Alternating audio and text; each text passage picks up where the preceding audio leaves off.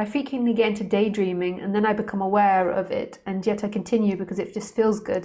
And then I get headaches sometimes. It's really laughable. Sometimes it relates to what wrong I see around and what should be done to correct things.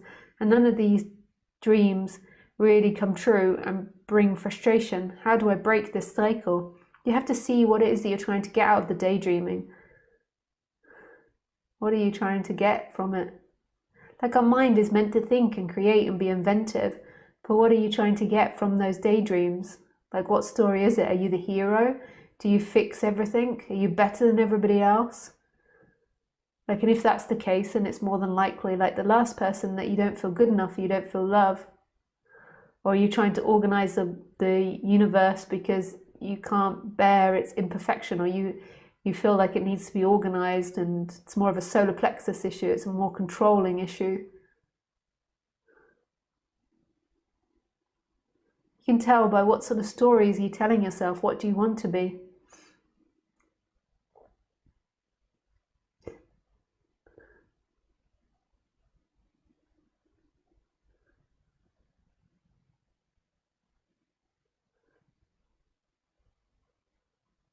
I always used to want to be super successful or super rich, so I could do things like, I wanted to, this is when I was a kid, I wanted to buy land so that I could have dogs on this land. Like, I had this crazy idea that I would just rescue all the dogs that were in rescue centres and just let them run around free. I didn't realise they'd all kill each other, or there'd be like massive wars, like, of territory. But I used to dream about that. And I used to daydream about having enough money to give my mum all the money she wanted, and friends money, and having things simple and never having to worry about money. That was one thing I used to daydream about. And it was often altruistic daydreams, and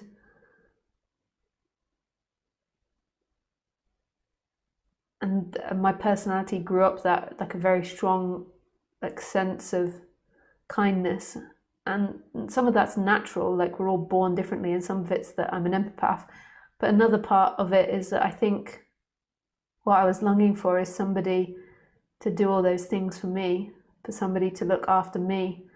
And so then my mind was projecting that I would look after all these other people.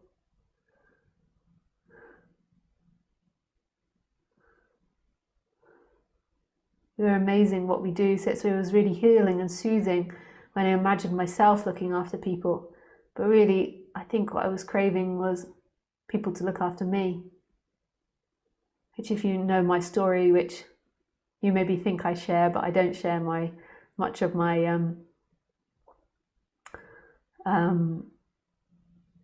childhood story. But if you knew my childhood story, then you'd understand why I craved for that.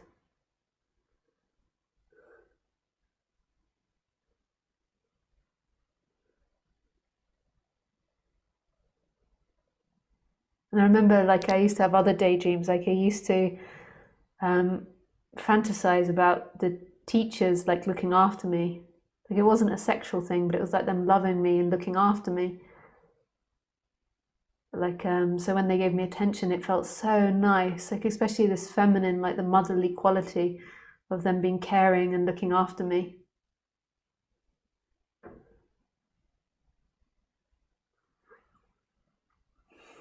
And when that got transformed into my daydreams of that I would look after everyone else. Now look at me, I'm this teacher talking to everyone about freedom. And I can't be bothered to save people. Like, I'm happy doing this amount of work, but I also I can't do it endlessly. Like, I'm